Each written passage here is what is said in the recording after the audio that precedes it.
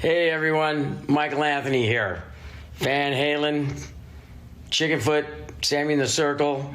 But anyway, you're listening to the only podcast that is dedicated to breaking down the entire Van Halen catalog one track at a time.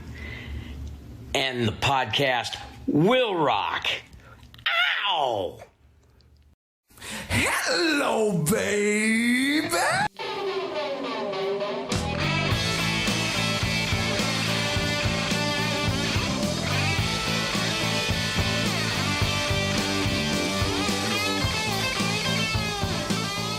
What is up, all you rockers, rockettes, and everything in between? Thank you for joining us for a new edition of And the Podcast Will Rock. Welcome back. Thank you so much. And if it's your first time here, welcome. We are the show that dives into the catalog and discography of one of the greatest rock and roll bands of all time, Van Halen. And we do it one track at a time.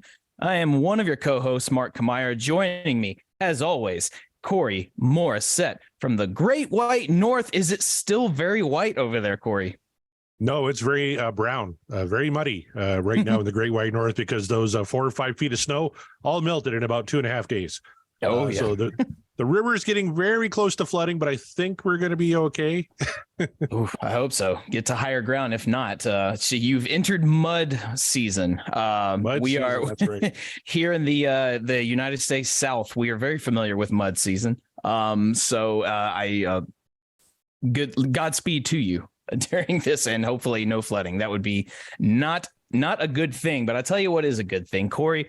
We enjoy we enjoy doing the show when it's the pair of us. You know, we go back and forth. We've got our rhythm, but it's even better when it's not just us screaming into the void about Van Halen, when we are joined by awesome guests. And we have an awesome guest tonight. Tonight, we are joined by fan of the show, Robert Cato. Did I say your name correctly? You did. Thank you. Yes. Welcome, Robert. Thank you so much for being here. Flattered to be an honor to be here. Appreciate it. Sorry you had to wait so long on the list. No. Hey, sometimes, you know, it's a testament to how adamant and supportive our audience is, that everyone wants to be on the show. Everybody wants to talk Van Halen. That's awesome. But, you know, when everybody all at once joins on the list, the list grows and it keeps on growing and it just keeps going. And then, you know, Corey and I like to throw in a few live shows here and there, a little special shows. So that kind of takes precedence. But again, thank you for your patience. We appreciate you listening, and we appreciate you now being on the show. Real quick though, Robert, as of right now, it could certainly change by the end of this recording. What's your favorite Van Halen tune? it's a tough question. I always It is. Yeah, I struggle with that. I'll say from the Dave era, probably Dance the Night Away. From the same era, probably 5150. And nice. I'll even give you a Gary one, Without You. But that changes. I love them. I love them all. So it doesn't, you know, it's such a difficult question to answer. Of all the Gary era ones, yeah, I was about to say, of all the Gary era tunes to pick, you pick the best of the bunch so far. I don't know. We haven't covered the entirety, if you can believe it, of Van Halen 3 yet, but surely we are nearly there, because you might be a fan of that album, but famously, I am not. I know. Corey and I were talking about before you got on. Oh, I see. Yes. I mean, that's fair. But, we have 3 songs left on Van Halen 3, Mark. Enthusiast. 3 songs left of that one. That's fitting. Very fitting. What I Want, Josephina, and Year to the Day. All jams. The one I want is the last one, so that we can be done with that album, because I fear I'm a little too harsh on it. And I don't like to be harsh on any Van Halen, really, but you know, I just got to call it the way my ear calls it. And, you know, that album just disagrees with me. So we shall see, though. We'll see what the wheel has in store for us this evening. It might be yet another Van Halen 3 track, or it might not. We'll see. Corey, what have we got going on in the world of Van Halen news? Anything from the news desk to talk about? Absolutely. Everyone should go check out the Van Halen news desk at vhnd.com. There's a interview, a highlight of an interview coming up with Sammy Hagar that I think dropped April 26th, just talking about his relationship with Eddie Van Halen and how he's quote cherishes Eddie more than ever nowadays. So you may want to go check out that interview. There's a snippet of it on Van Halen News Desk. Also, there's a great article by one Eric Senich about the lasting legacy of Fair Warning. So everybody, especially Fair Warning fans, go seek that out. It's another great article by Eric Senich. Absolutely fantastic. He talks everything about the album art, the musical turning point, Edward, of course, all sorts of good stuff there on Fair Warning. And there's even a little interview with guitarist Mark Kendall. Mark Kamier, do you know what band Mark Kendall's in? Well, you put me on the spot, and of course, my brain starting to blank, but I'll know as soon as you tell me. What is it? Great White. I know. Of course, great. Robert knew that. You know why? You know why I knew that name felt familiar. There's a Nashville local who is now the younger young man sings for that band right now. So okay. I believe his name's Brett something, but yeah. Well, I just know that you're younger, so you probably wouldn't get that one. Older guys like Robert and I, we know that. Yeah, and I think didn't Mitch Malloy make a stop with that band right before the current singer? Yes, he did. Yep. Yeah, Probably. another Van Halen tie. So 6 Degrees of Van Yeah. Halen. That's right. Yeah. Ooh, that's a fun game. The 6 Degrees of Van Halen. There's probably that might get a little more I don't want to say challenging, but a little bit more fun and intricate than even the 6 Degrees of Kevin Bacon. And that, if you've ever played that game, that is quite not an easy feat. No. You know what? There's an idea for future shows. Maybe we should play 6 Degrees of Van Halen. Maybe we should. And if you want Corey and I to play the 6 Degrees of Van Halen and make it such an intricate game, you know what you should do? You should head on over to. Sorry, there's ghouls in the house right now. I don't know if you heard that. Is Mariano there? No, I think he's hiding in your basement.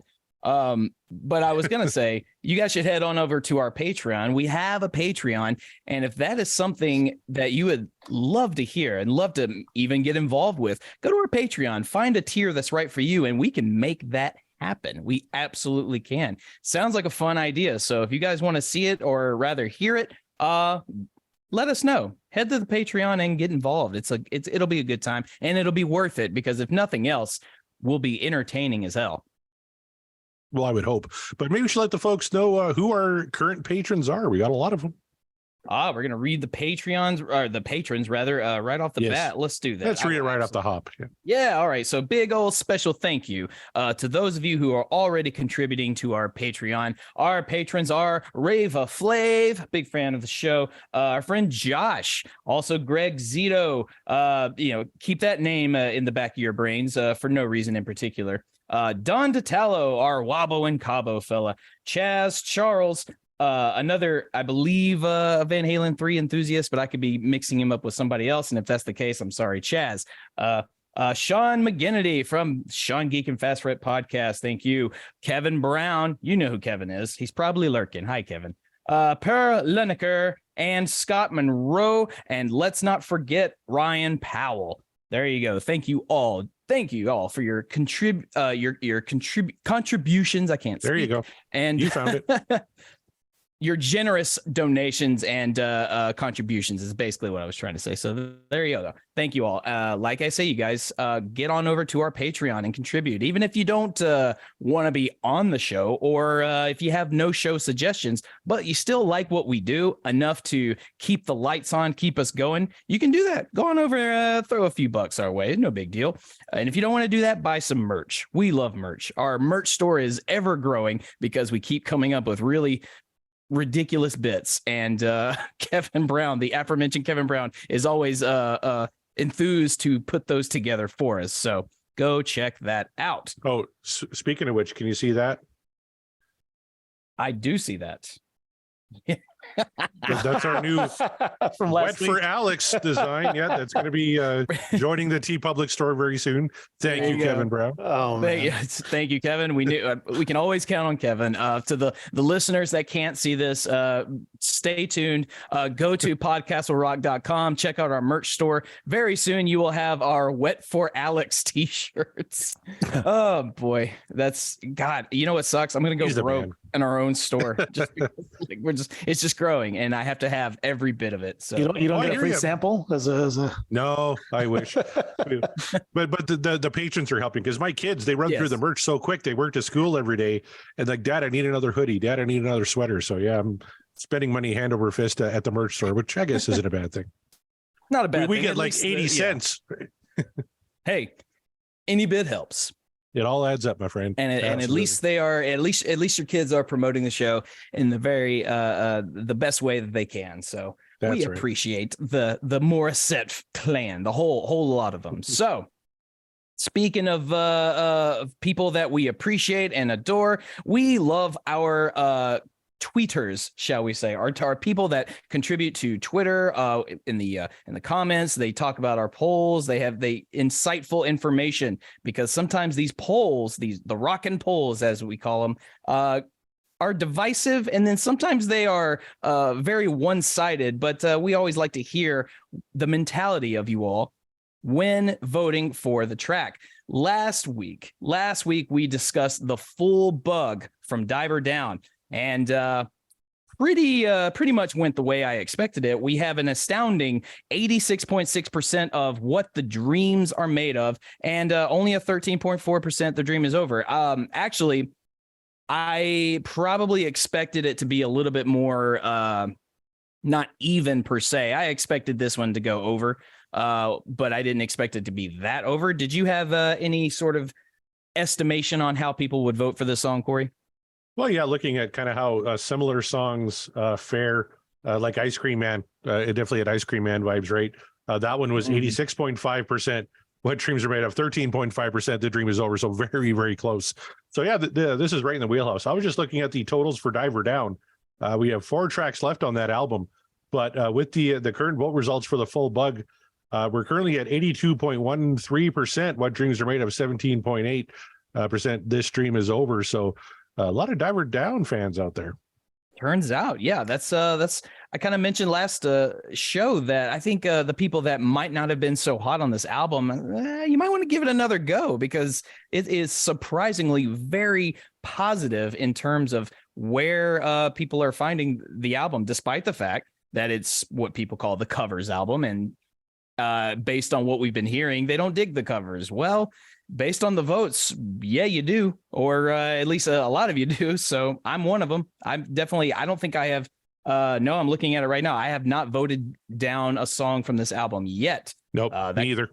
Yeah, exactly. So, I mean, that could always change maybe, but so far so good. So let's see. Let's hear what everyone's talking about. We got Robert on here first. Maybe let's ask him. Robert, what are your thoughts on Diver Down, and what are your thoughts on the full bug?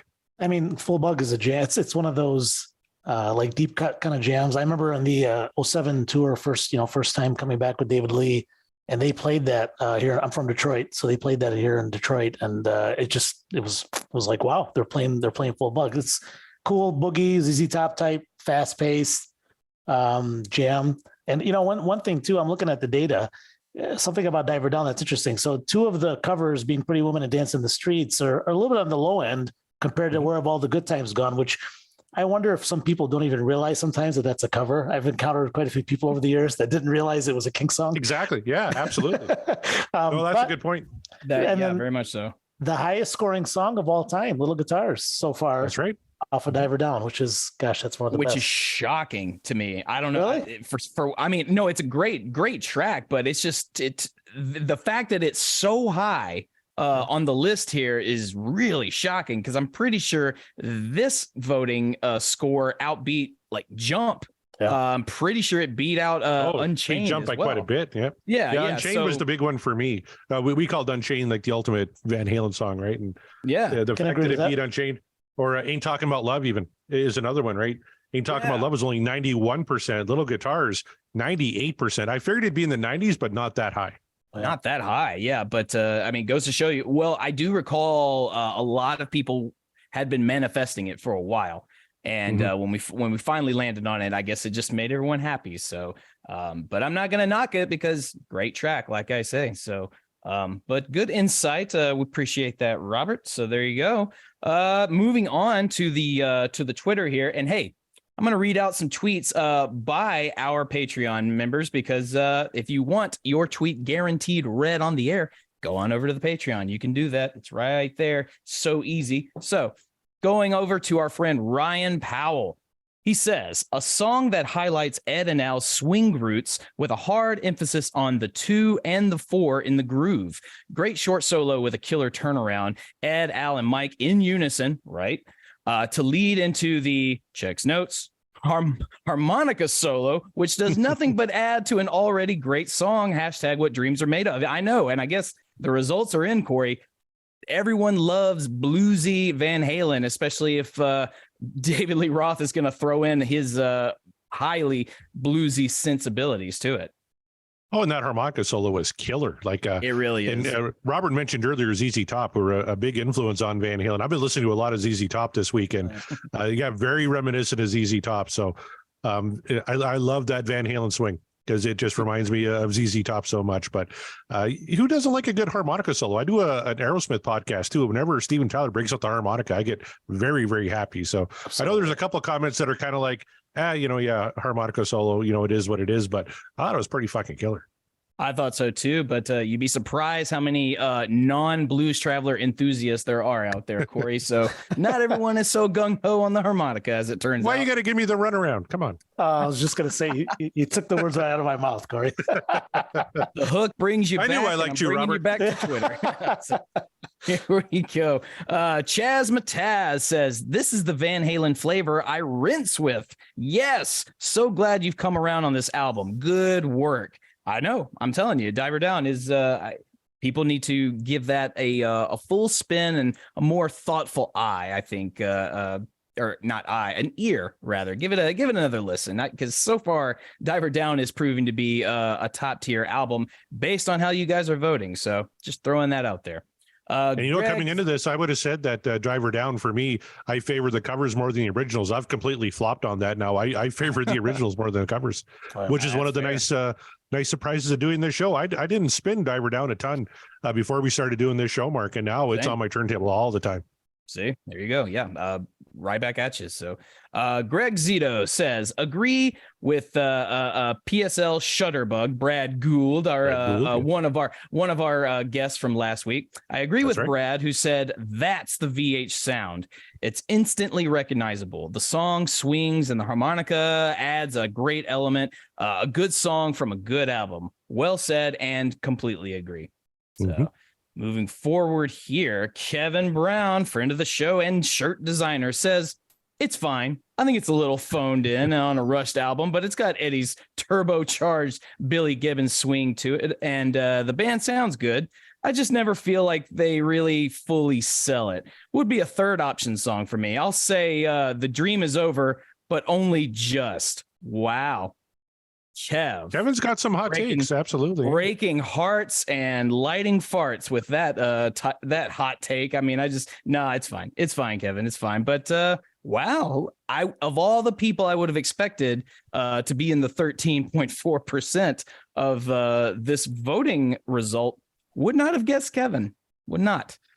Kevin's got some weird taste. I tell you, if you listen to this week's backtrack theme music, he picked a song by Furniture from the movie Some Kind of Wonderful.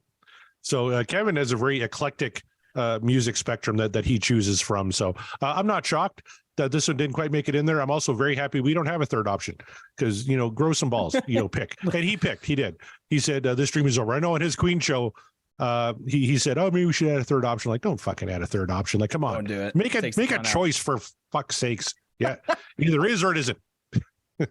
There is some hostility happening between. I'm all riled up. Right? It's Tuesday night. I got some whiskey. Did you get your record yet? No, I haven't. Kevin, you're great. There it is. Yeah. Actually, I'm going to see Kevin here in a few weeks in Saskatoon. I'm going to pick up my album. And I guess this might be a good time to break some news, Mark. It's going to be the week before we go live again. We're talking about going live end of May on a Friday night. And we're going to go live right here, right now. We're going to spin 2, maybe 3 tracks from the new reissue live right here, right now. So I'm very much looking forward to that. And one of our patrons, I can't remember if it was Ryan or Scott, forgive me guys, said, can we make one of those choices, one of the new cuts? So that's like Eagles Fly, This Dream Is Over, that kind of thing. So I think we should probably make that happen for him. That sounds doable. I think we absolutely should. So be on the lookout for that, you guys. Yeah, that's going to be a very, very fun time. Cool. Moving on. Our Wabo and Cabo man himself says, this song is probably my favorite on the album next to Hang 'em High. I mean, come on. They even make the harmonica sound rockin', as is Eddie's guitar sound and Michael's background vocals. This song is what dreams are made of. So again, no argument there whatsoever. Harmonica's always rocking though. Come on. It can be. But again, as I said, it turns out there's a lot of non-enthusiasts of that instrument out there. I don't know why. I don't know what I tell you. I grew up on the Blues Brothers, and when Elwood would open up that briefcase that was handcuffed to his hand and take out the harmonica, I popped every time. Absolutely. My dad saw them live once, and they did that, and he said it was the coolest thing ever. And I was like, man, I'm so jealous. And that awesome. You know how it leads into that breakdown too. After he's done with the harmonica, where Eddie just starts playing that little blues jam, and Dave, and the way Dave and Ed go back and forth, I don't know how you can't love that. Exactly. So Scott Monroe says, I called my shot. Woo! I wanted to manifest this track because, as I've said before, I have a growing appreciation for the Diver Down album. Like Little Guitars, this is another one that gives me vibes of rolling down the car windows on a hot summer day. And he goes on to say, when the full band kicks in, along with Dave's high energy shriek, it's a relentless boogie rocker that sizzles and goes in unexpected directions. I love the bluesy sections and harmonica solo, a great layer that really elevates the an otherwise classic sounding Van Halen tune. Hashtag what dreams are made of. Very well said, and completely agree. I believe I even said in my final notes review that this sounds like fun Van Halen. Harmonica or no, regardless, it is an extra flavor. So right there with you, Scott. Thank you. Let's see. At Regarding Lulu, that's Chaz, says, down voters on this one get the best part of Van Halen driving right up the old dirt road. This song is every nasty thing Van Halen stands for. Your party pass is hereby revoked. Seriously, you are not cognizant of what the Van Halen credo is. This is it. I believe, Chaz, he's speaking to you, or I believe Kevin, Chaz is speaking to you on this one. So, oh, man. And it's great. And they're both patrons. So in our Discord server, which if you're a patron, you can join our Discord server. They could yell at each other. We could just sit back with a big bucket of popcorn and just enjoy the show. I'll read a couple more from here. Our friends from Dissect That Film, been on the show as well, says Diver Down was one album I didn't listen to as much as the others. This song was always one I went back to anytime I made the journey to this album. It has everything: solid lyrics, great rhythm, and Eddie slaying as usual. Also Dave's badass harmonica playing. I love it. So there you are. That's yeah. I mean, man, Kevin, why? It's like I guess it's one thing if we know that with the downvoters, I guess, just don't speak up. We're so used to that. They never explain to us why. And then when we finally get our wish, now I'm just sort of baffled. But you know what? It is. I got some homework for Kevin, because on Kevin's show, he's resorted to after they play the song and break it down, they play it again, just all the way straight through. So I'm challenging Kevin Brown. Listen to that song again, the full bug, completely straight through, without our commentary, without anything. Just pop it on your turntable if you have it on vinyl. If not, put on your headphones and just appreciate it. And you may have a slightly different opinion. Well said. There you go. And finally, I'll read this one from a friend of the show and a frequenter on Twitter, usually most of the time. Heath McCoy says, yes, I manifested Full Bug when I was on the show. For me, neck and neck with Drop Dead Legs for greatest Van Halen deep track. Band's on fire with the blues into Speed Boogie, and Roth's Corner My Dog. Best part of a man lyric is cock of the walk, is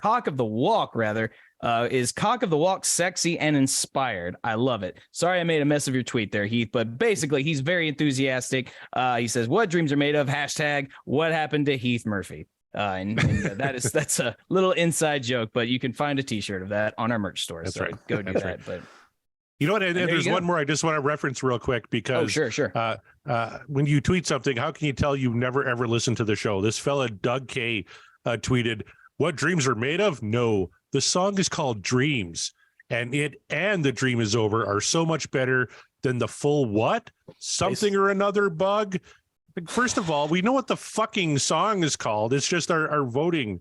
We just took the clips for voting purposes. So you can tell you've never ever listened to the song. Yeah, tell me you've never heard the show or the song without actually telling me. And I love Chaz's response. What? What?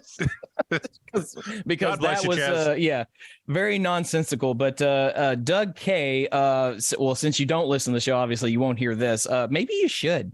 Maybe we'll tweet it out. It's like, hey, just listen to the show. It's fine. But that's our tweets. Again, if you want the tweets, if you want your tweet, your response read on the show, guaranteed, head on over to our Patreon, become a member. Let us, give us some support and show us how, lend us your voice, rather. We're happy to hear it. We're happy to accept all. So there it is. Now, there's one thing left we have to do before we get into the show. The show as it is, and that is the favorite part of it, manifestations. That's right. We're going to manifest what we want to hear tonight. So, Robert Cato, you've been very patient, and you are now on the show. And I did ask you what your favorite Van Halen track was, and that was a difficult one. So, instead of asking you that again, simply put, what song do you want to discuss on the show? What do you hope the wheel of destiny, doom, or fortune is going to spin tonight that we can talk about? I mean, the obvious choice would be Dance the Night Away because I said it was my favorite, one of my favorites. But I'm going to actually manifest Hear About It Later for my brother who got me into Van Halen when I was a kid. It's his favorite song. He asked me to learn it and on guitar, and I did, and he was so happy that I did. And it's one of their great tunes. So let's go for that one. All right, there you go, Corey. So let's see. You're evading the floods. The winters have ceased. It's now just mud. What song will possibly get you out of the muck that you are surrounded by? Well, I've had a song in my head all day. And you're not going to believe this, but I was thinking because Eric Senich wrote that great article on Fair Warning, I should pick a Fair Warning song. And the one I've been trying to get forever is Hear About It Later. So I'm going to double manifest here with Robert. We're going to try and put all of our powers together and get Hear About It Later on there. I thought originally, should it be a Sammy tune? We've had a string of Daves here, but because of the Fair Warning article and our good friend Eric Senich, I thought a little Hear About It Later would be the way to go. So Mark Meyer, are you going to go Sammy? Are you going to go Dave? Are you going to go Gary? What are you thinking for tonight's manifestation? Remember, you called your shot, 2-3 weeks ago? So you still got the hot hand. Yeah. Yeah. Well, it was my one and done. I think we know that until we get down to like maybe the final four and I just get lucky by process of elimination. This might shock you. I am not going to manifest a Sammy tune, actually, as much as I would love to. And if we landed on one, I wouldn't be mad about it. Well, depending on the song, I'm going to manifest a Dave era tune, and it's going to be one from all the way back to the beginning, from Van Halen 1, an album I love, is near and dear to me, and I want to hear You Really Got Me. That's what I want. All right. You're saying it's about time we got You Really Got Me? I mean, there's no use. I figure if I manifest some other era of Van Halen, since we're not getting so much from the Fuck album like we want, maybe if I start manifesting the other ones, more songs from the Fuck album will come our way, because sometimes the wheel does this that way. So, there's a strategy here, but also I would love to talk about that song. Gotcha. So all right. Well, I think I hear Sammy warming up, Mark, if you're ready. Yeah. All right. He's mad that I didn't choose one of his songs, but he'll get over it. Robert, if you're ready, Corey, if you're ready, and if Sammy's ready to go, take it away. All right. Robert, pick a number between 1 and 5. 5. 1, 2, 3, 4, 5. That's how many times we shuffled the wheel, and here we go. Here we go.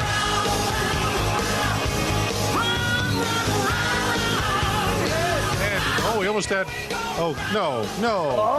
Oh, it's Year to the Day from Van Halen 3. And just knew because we all picked a Dave track. We were getting Van Halen 3. You talked about it too much at the beginning of the show, Mark. I know I did this, and I just want to apologize to most of the listeners, not all of them, because there's enthusiasts. I believe Robert's one of them. I am one of them. Yes, you're one of them. So okay, I have no context here. I'm groaning merely because we don't have a great track record when it comes to Van Halen 3 and our enthusiasm. So Robert, I'm just going to ask you, without showing your hand too much about this song, what exactly can you tell us that we can possibly expect? What are we in for? Are we in for a miserable time, or are we in for a surprising time? What do you got? I think you'll be surprised. It's definitely it's almost like Eddie's Epic. It's a long, very bluesy. I would say go in with an open mind. The solo is amazing, and I have a feeling I know what you're going to be commenting on once we listen to the song, but keep an open mind, and I think you'll enjoy it. It's Eddie was going for something with this one, and the solo is, I mean, it's as bluesy as it gets for him. And you know, Alex puts down this line in the back while he's doing it, and I don't know, it's just a jam. When they did it live on the 3 tour, it was really, really amazing to see him in that element, because normally you're used to Eddie being this, you know, flamethrower and kind of going nuts, even with the let's say, like we were talking earlier, like Full Bug, and this is a much more slowed down, kind of blues jam, and there's a groove in the back, and I don't know, let's see. Keep an open mind, he says. Like, all right, I'll keep it open, but not a ringing endorsement. I will say though, yeah, I look, I believe it or not, I try to keep an open mind with all of these tracks, especially from this album, and it just, every time I do, it just burns me. But you didn't make a compelling sell though when you said it's a long a bluesy track, and like, oh boy, how long are we talking here? Are we like, how many say I long, or once long? Because that was hella long, and if this is anywhere near that amount of time, we might be in for a bit of a sludge. Corey, what about you? You got anything to add before we check this song out? 8 minutes and 35 seconds. That's how long. My God, are you serious? It is the longest song Van Halen ever put out. Yeah. Oh boy. Okay. Well. Okay. This is me, and you lurkers can confirm. This is me putting on my hat of open-mindedness. This is me. This is what I'm doing. I'm doing it. It's on. So. I am curious. I am optimistic, cautiously, and I'm just very much looking forward to hearing what this song may have to offer. That and I have nothing. I've got no context to go on here other than what Robert has shared. So it could be anything. I could be surprised. I could be pleasantly surprised. I'm going to go into this as optimistic as I possibly can, but I don't want to waste any more time considering how long we got to go on this one. So I'm ready. Robert, if you're ready. Corey, any last words before we, well, I shouldn't say it like that. Anything more to contribute before we listen to this? I tell you what, people might be falling asleep, and the song is so long, we better get playing it so we get this show done in time. You're right. All right, this is Year to the Day from Van Halen 3.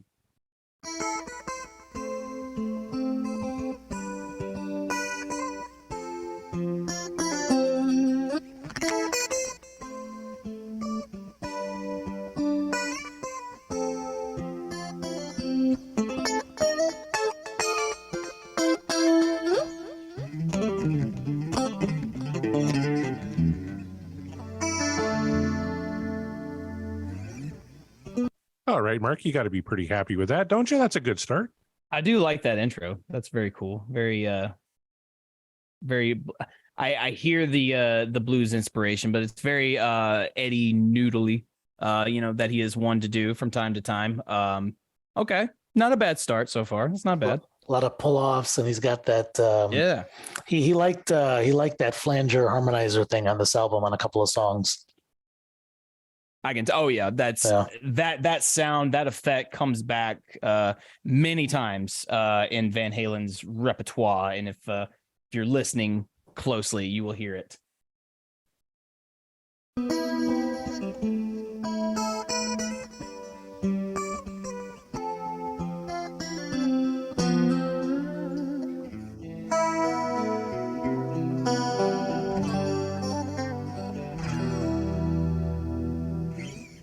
I woke up to the air, another day, grown to expect more of the same, except for a subtle change, and that is, I'm slowly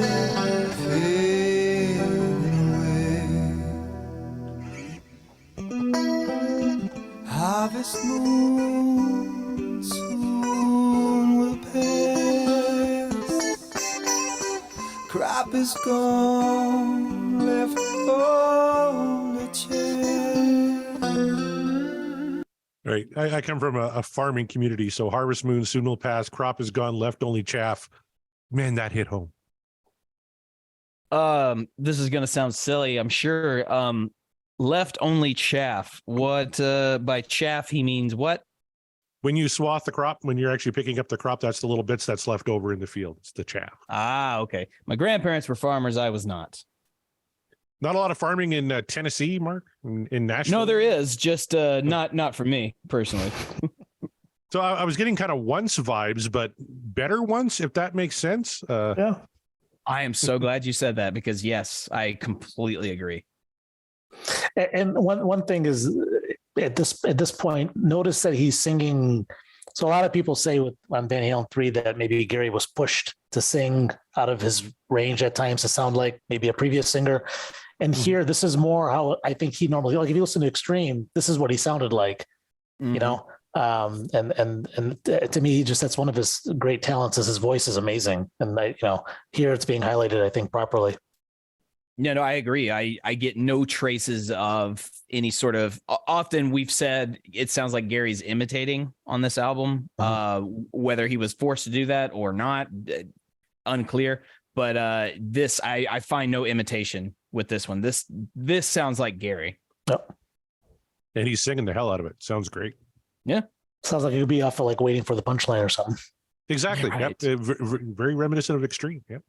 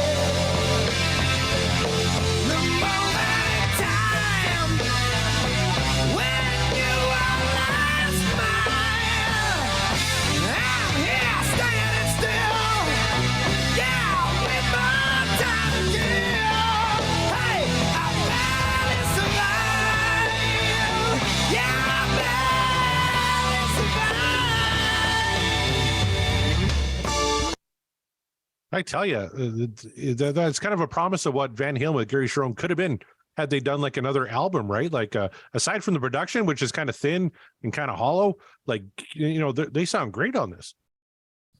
Yes, actually, I'm color me surprised so far. I know we still got 5 minutes left to go, but 5:44.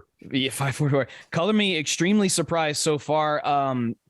Again, with this, as you say, Corey, this is definitely sounds like a promise of what could have been, which if I end up on the positive side of this track in the end of it, it's still going to upset me a little, because where did it go wrong after that? Or like with the rest of the album for me, like where did it all go wrong? Like this so far sounds like something that you could have worked with this, you could have expanded on this, but nevertheless, a very strong start. A lot more kind of slow, and it's not sludgy. It's giving me like sludge stoner rock vibes, even though it is not by its definition. And just with Eddie's effects alone, it's not sludge, but it's giving me those vibes, and we don't hear that from Van Halen often or ever, and I'm not mad about it quite yet. So interesting. Yeah, I'm getting more like deep blues. It's almost like a House of the Rising Sun type vibe in the chorus there. A little bit, yeah. It sounds very reminiscent of that. Yeah. I think too on this one, I agree. I know Eric's been on the show, Eric Senich, quite a few times, and we've come to learn that maybe part of this album or all this album, the other band members weren't as involved as they should have been. But if you listen to the bass line when Mike comes in, to me, that clearly is Mike. That's not Eddie playing bass at that part. When the chorus starts, that sounds like a Mike bass groove. And you wonder, maybe this song was actually one that was involving everyone in the band, and that's why it sounds like good Van Halen, maybe comparison to the other tracks. Interesting. Yeah, the information we've only ever had is that Mikey only played on 2 or 3 tracks on this one, right? He played on Without You and One I Want and Fire in the Hole. But who knows? Unfortunately, Eddie Van Halen knows, and he's not with us, and Mikey knows, and he's not really talking. So yeah.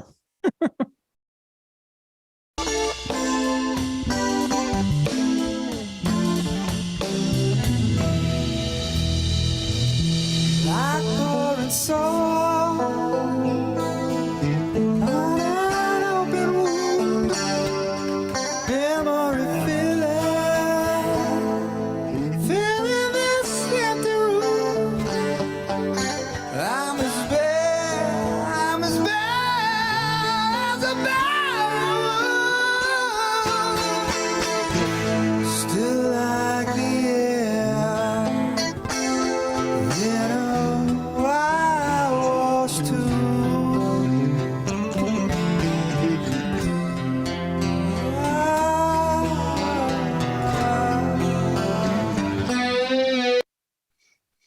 So the other shame about the production on this is, do you hear all of the harmonics in the background?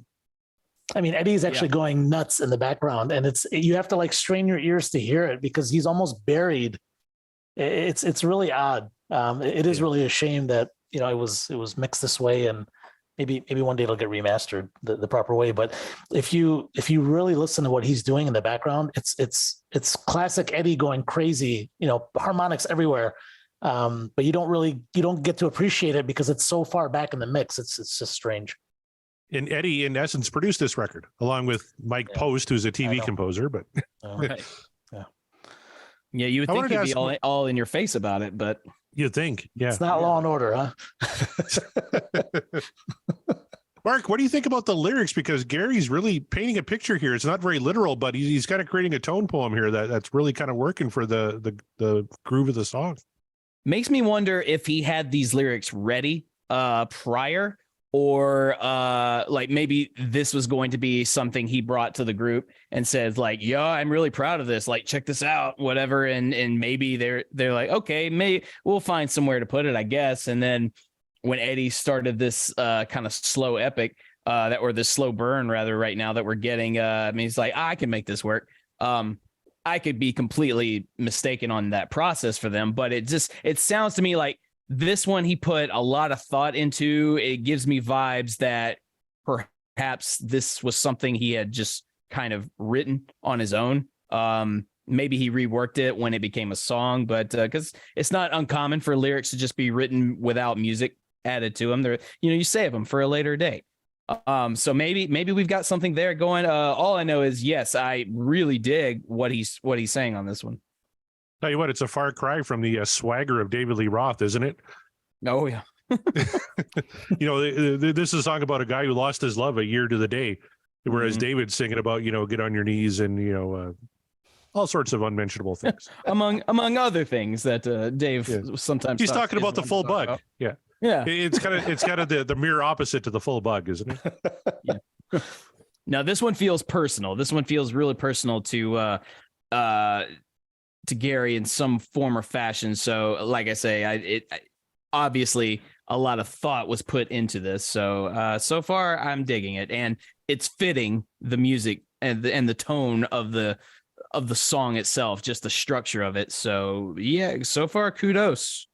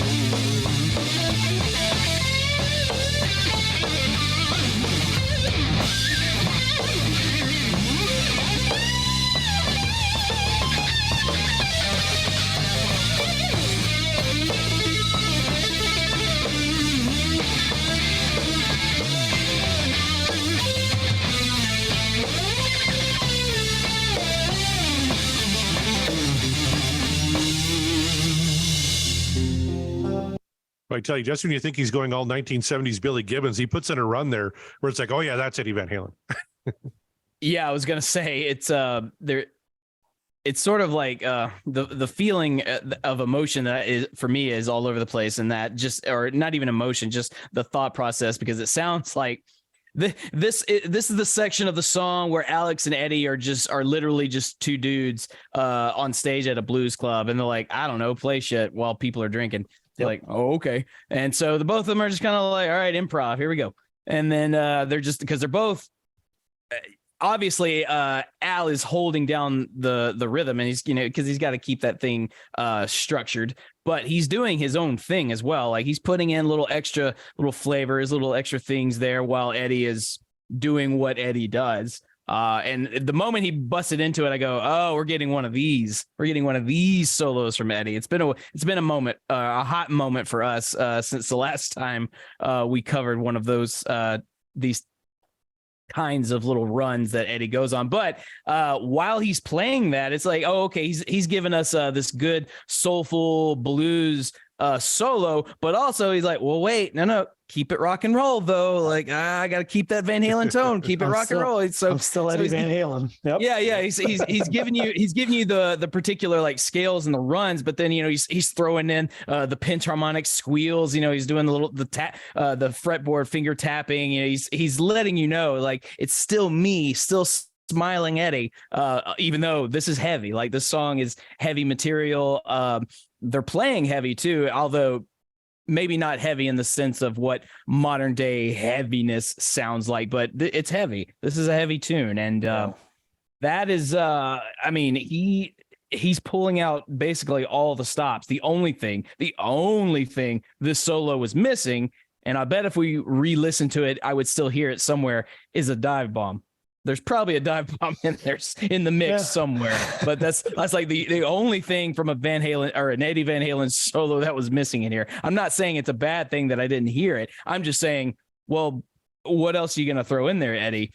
And yet it's not distracting. Like it's not so distracting that it's taking you out of the song, which, you know, he has been guilty of that maybe once or twice in some of his solos.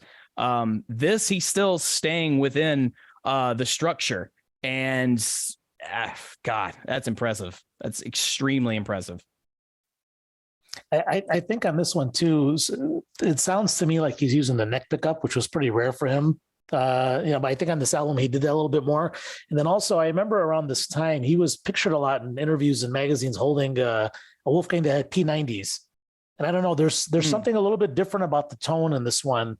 If you listen to him when they played it live, he was using a regular Wolfgang. It sounds a little bit different, but there's something about the tone on this one that makes me wonder if it's one of those prototypes that's got the P90s. And for sure, to me, it sounds like he's using the neck pickup. Could be so. That's interesting. I thought the tone was a little different on this one, so that's a very good observation, Robert. Yeah.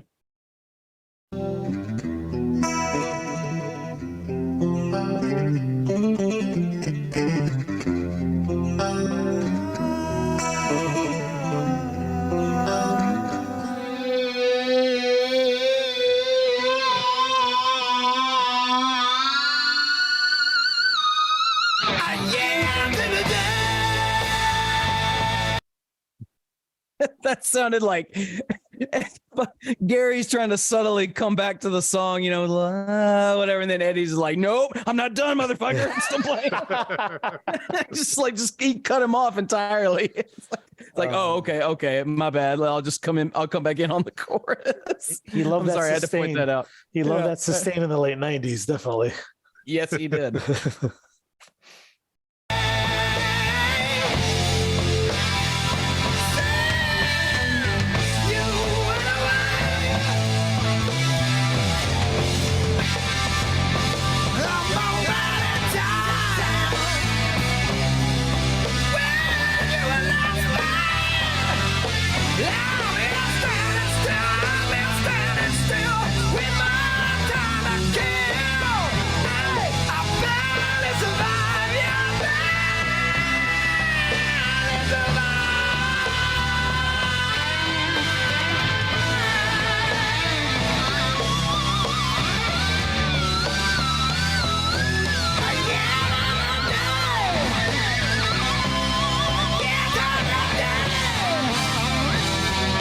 At the risk of getting yelled at by Kevin, who does a Queen podcast called Seaside Pod Review, which everyone should check out.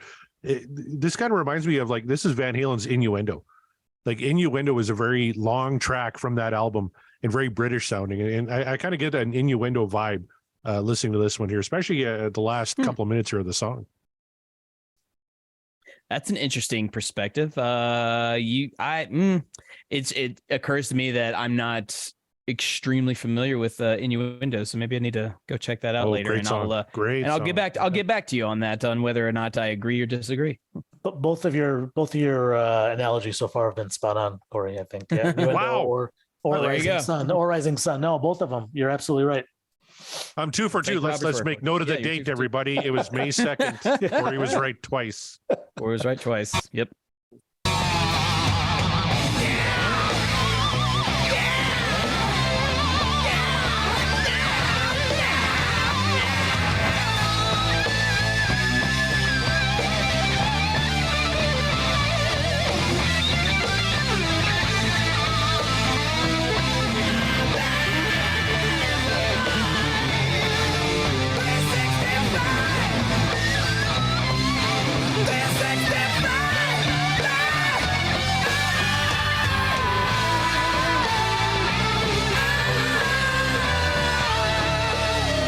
Get it, Mark? Because 365 is how many days there are in a year. I'll shut up now. Yeah, I get it.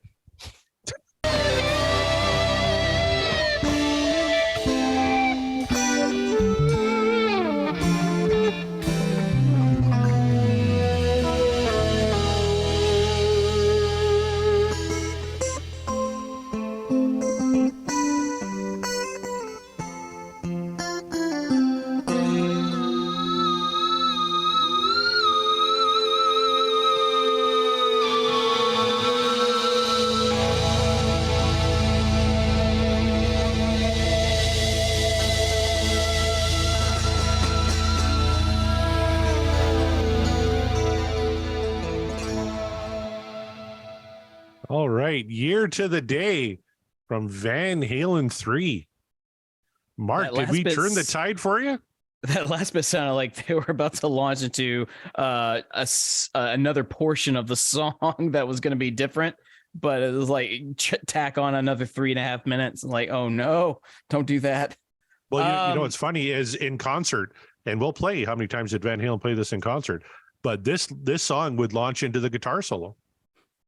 Well, I believe it. I could see that. That'd be an interesting transition. But there you have it, you guys. Year to the day. That's a year 365. 365. Ugh, man. Okay. You know, he had me on the lyrics until he busted that out. I'm like, okay, dude, we get it. We know how many days are in a year. Like, okay, you've made your point. Stop it. So there it is. He was suffering so much. He wanted to make sure you knew that That's right. number. You know. I mean, clearly, again, this sounded like a very personal song. So, not to take anything away, not to downplay it in any regard. Apologies to Gary, but I don't know. That last bit was unnecessary.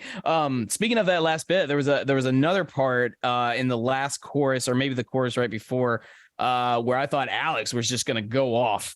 But he didn't. It almost sounded like he wanted to, and just decided, nah, not the venue, not the time. I'll do it later. Not the song. Yeah, not the song.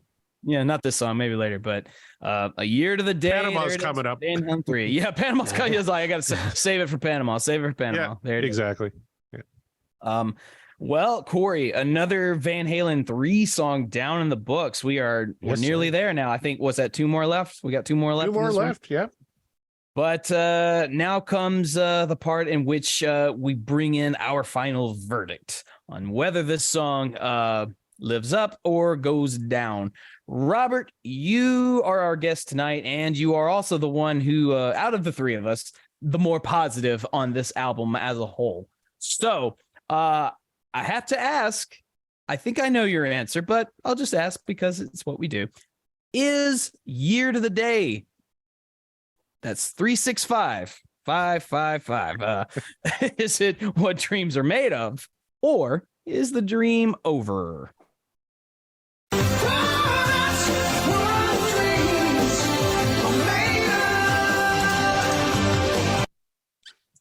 Yeah, like I said, you're gonna have a hard time ever getting me to downvote anything. But with this song, I just think it's those are very good analogies. Like I said earlier, Corey, it's they're epic. It's whether there was some times where Eddie would say that when he met Gary, it was one of the first times that someone brought lyrics to him first. So he wrote a song around lyrics. So that was a good point, Mark. Maybe that's what happened here. I'm not sure, but to me, one of the best tracks on the album.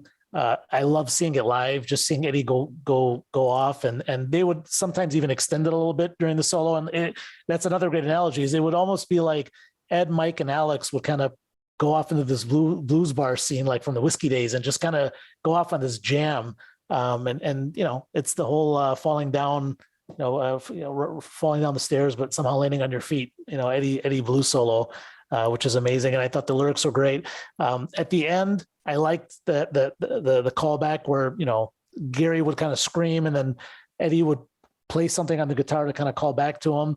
And then there was other pieces where he was pulling back from the solo again. I actually think, now that I remember thinking about this years ago, there's parts of the solo that I think are reminiscent from Mine All Mine. There's a couple of licks that he has in there that remind me of some parts of Mine All Mine, but have to look at that. So no, I think it's one of the great songs, and I love it. So definitely a thumbs up for me.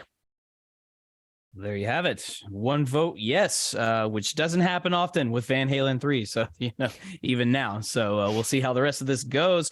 Corey, I throw it to you, man. You're usually pretty optimistic. You're more optimistic than I am. As you say, I hate everything. And so my question to you, though, is did Year to the Day pass your optimism test, or did it just fall down like once?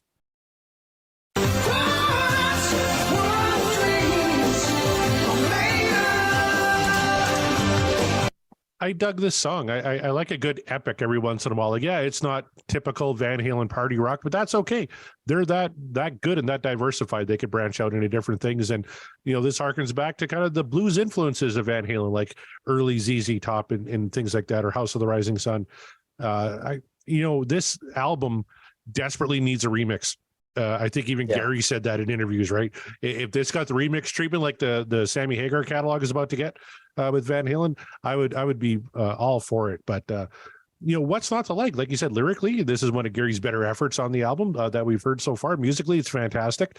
The solo is amazing. The ending reminded me of Best of Both Worlds, where you have like the big, kind of like the big band extra, and then you just got Eddie kind of playing guitar as it kind of fades down. It was kind of the same thing here. So anything that reminds me of Innuendo or Best of Both Worlds, I'm going to upvote absolutely 10 times out of 10. So the question now remains, Mark Meyer, oh my God, did you like another song on Van Halen 3? This is the big question here, folks. Is this what dreams are made of, or is the dream once again over? The suspense must be killing you. It must be killing all of you. I don't know which clip to hover over with the mouse. I don't know which way it's going to go. Corey's hands just like shaking over the control.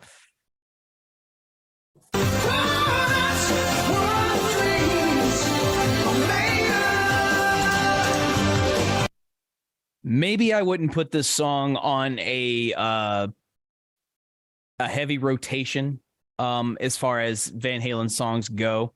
Like if I made a playlist and this song was on there, would I give it the one spin? Sure. Depending on my mood. Would I give it another spin? Like if it was just all on repeat, like I'm at a party or something, or just I'm at my house, just listening to Van Halen tunes on a loop. Would I give this one another go? I don't know. Again, that would depend on mood. However, this is not bad. This is not a bad song. This is I didn't expect it to go in the way that it did go. I think Robert was correct. I think I was going to be pleasantly surprised by it, and I was, because just from a musical standpoint, it's a little bit different than you would hear from really any of Van Halen's repertoire. I mean, they've got some songs that are obviously blues heavy. They have songs that are just heavy in content and material, whether they're intentionally going for that or not, irrelevant. But I mean, this is not within your usual catacomb, so to speak, of what you would find with Van Halen songs. And I appreciate that. I also appreciate that this is probably the best I've ever seen as far as Gary's lyrics. And I mean that across the board. Gary's got some good lyrics in his catalog, be it extreme or what have you. This is probably some of the best I've seen from him. Again, it sounds like maybe he wrote this prior to the music coming together for it, or maybe the music inspired him to write it immediately, and he just knew right away, like, aha, I know what I'm gonna say. Here it is. Regardless, everything fits. There's probably a plethora of reasons why this song probably shouldn't work, but it does. Right on down to the blues jam, the sort of combination of hard rock and blues that Eddie incorporates so well. Him and Alex both just sort of having themselves like a little jam, but yet not straying so far that it takes you out of the song, out of its structure entirely. It had something to say, and I think that statement was, look what the only down part is, as what Corey said earlier, is like what could have been. Like this could have been a whole new maybe they intended a whole new chapter for the band. They could have taken the band in a whole new direction just following this template. Would it have been what people wanted to hear? Maybe not everybody, but I mean, no, as we've learned, nobody wanted to hear Sammy Hagar sing for Van Halen, and look what he did with that band. Look what they all did. So all that to say, I am pleasantly surprised. I did not really find anything about the song, with the exception of the 365, that I did not really enjoy. I liked basically everything about this. Could it have been shorter? Sure. But I also feel like if you made it shorter, it would sort of take away the ambiance of what they were trying to do here. So I say leave it as is. if you got yourself some time and you just want a good blues riff that's also, or a blues song that's also heavy and also is something familiar because Van Halen's been around for forever, I would encourage everyone, maybe don't spin the whole album, but spin Year to the Day. It is a good song. Therefore, that is why it is what dreams are made of. A clean sweep for a Van Halen 3-track.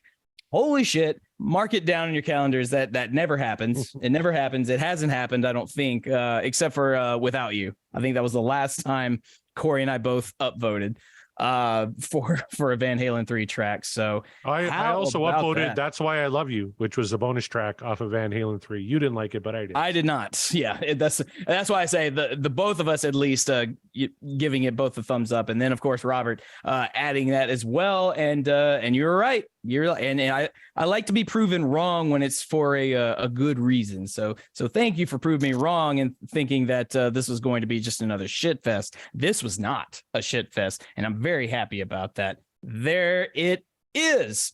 Another one down. We're almost done with Van Halen 3. But I'll tell you, I am now still cautiously, but I'm going into these last tracks very optimistically, much more optimistic than I have been in the past with this album. So if we got something to look forward to in terms of similar vein with these last two songs, I'll be very happy. And if not, then, well, there you have it. Tell you what, One I Want is one that Gary called out as being a standout for him. So that's one we haven't covered yet. Well, I should hope so. I'll take his word for it until I don't. But but again, I'm going to be very optimistic about that approach. So whenever we spin it, I'll remember that. Mark, you know what that time. music means? It's I time. do. How many times did Van Halen play Year to the Day? It's more than one. So we're going to start with Robert, my new best friend, the guy who said I was right twice. We're going to go to you first, my good sir. How many times do you think Van Halen played Year to the Day live in concert? I'm trying to think about how many shows were on that tour. They went all over the world on that tour. They did Australia, they did Asia, they came back to the States. Started in New Zealand. Yep. Yeah. So Wow. I'm gonna say 70. 70 times. All right, Mark Meyer, how many times do you think Van Halen played Year to the Day? 75 times. 75. Like you both danced around the actual number, but we do have a winner. And it's my new best friend, Robert Cato. They actually played this song 72 times. Oh, no. Come on. I almost said 70. Oh. Well, Robert said 70. You could have gone 71. I know he took it, and I was just like, okay, surely maybe it's a few more than that, but 72. That's crazy. Yeah, started in New Zealand, ended in Japan. I think they played it pretty much every show on that tour. Yeah. It was nestled right in between Somebody Get Me a Doctor and the guitar solo. So, Wow. Well, Good stuff. There you go. That's awesome. Well, I mean, good, because again, if they're going to tour on this album and that's one of your, diamonds in the rough, as it were, at least in my opinion, then yeah, you should play it. You should play it every show. Play it as many times as you want. And it's Van Halen, so you don't have to worry about, because it's a kind of a slower song. It's a heavier song. So you think, well, we don't want to kill the crowd's mood, throwing this, in the middle of the set. But no. When you're Van Halen, you can play whatever the hell you want, and the crowd's going to be in. Like they paid enough for the ticket. They're probably watching you for 2 hours. Play whatever you want. But definitely, if you're going to tour on this particular album, play this song. So that's good to hear. Another edition of Mark Loses a Game Again. Yes, that's why we play it. Corey gets a sick thrill out of watching me just completely just That had to be one of the closer ones, though. that was, yes. Yeah. Don't feel. I only did it because I didn't have a single guess whatsoever. You had mentioned Robert. I kind of cheated a little because you had mentioned that they had played this on their tour. So like, okay, so they've got at least a tour's worth of playing this track. And then when you said 70, like, yeah, I'm just gonna swing for the fences and say just a little bit more than that. And nope, just not there. Just not there. It's a good guess. You got to figure, 30 at least in North America. Then you got Europe and you got Japan. And if you throw in Australia, New Zealand, yeah, you're looking between 70, 80 shows. It's a math game. And I was told there'd be no math on this podcast. Sorry. So, it's just kind of, what? Now you're sounding like Mariano.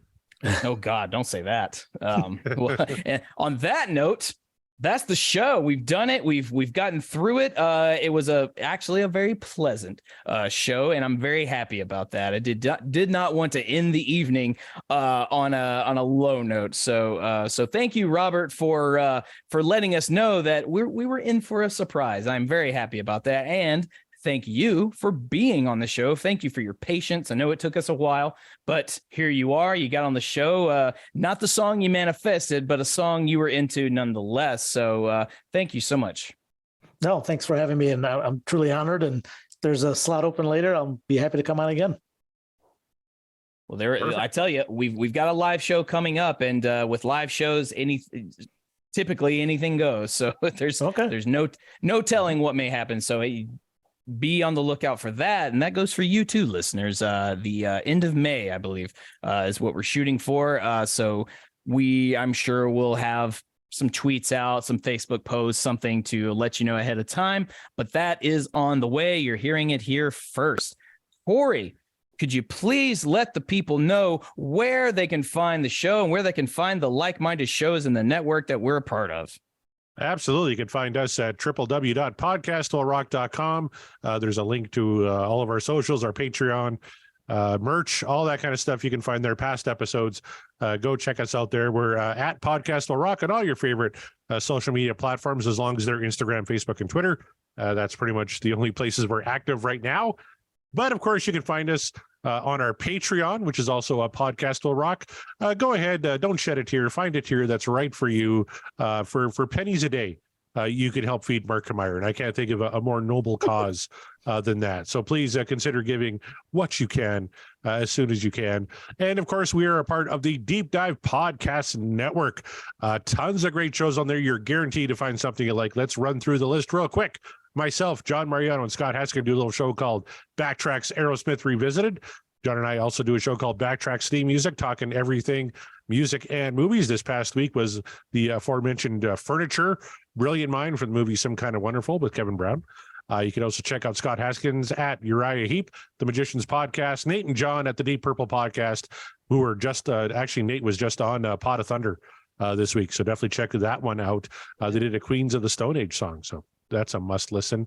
The Simple Man at Skinnerd Reconsidered, Terry T-Bone Mathley at T-Bone's Prime Cuts on the Other Side, Rye at Sabbath Bloody Podcast, Paul, Joe, and David at In the Lap of the Pods, Andy and Matt at Hawk Binge, Eric and Jonathan at Maiden A to Z, Daniel and Josh at Diary of the Madman, the Ultimate Aussie Podcast, Ben and Sam at Universally Speaking, the Red Hot Chili Peppers Podcast, George and Hattie at the Judas Priest Cast, Clay and Rye at North by South Podcast, that's American music versus Canadian music, that's a lot of fun, Greg and Jonathan at So Far, So Pod, So What, talking all things Megadeth, Kevin Brown at the Tom Petty Project, and with his good buddy Randy Woods doing Seaside Pod Review, talking all things Queen.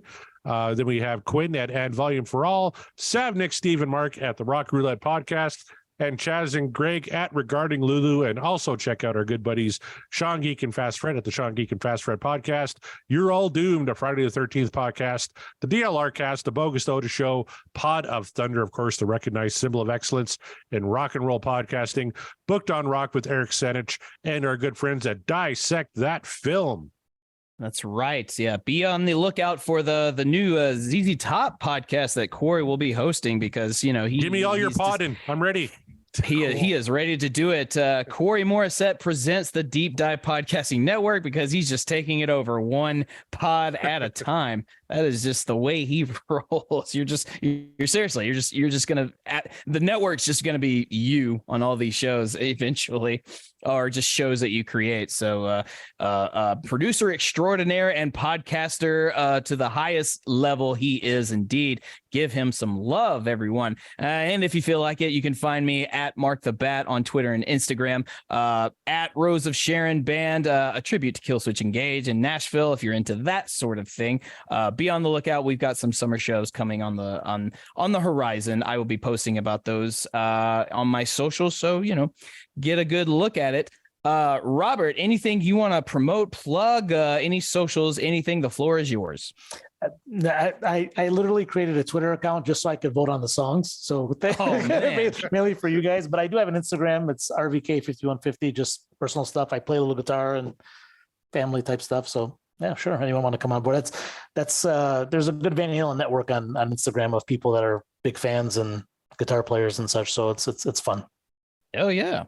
Awesome stuff, man. Again, thank you so much for being on the show. Thank you for your patience. Well, hopefully we'll get you back on during a live show or something. So very much, please stay tuned for that. And it goes to all of you listeners. Thank you so much for your continued support, your contributions, especially our Patreon members. Thank you so much.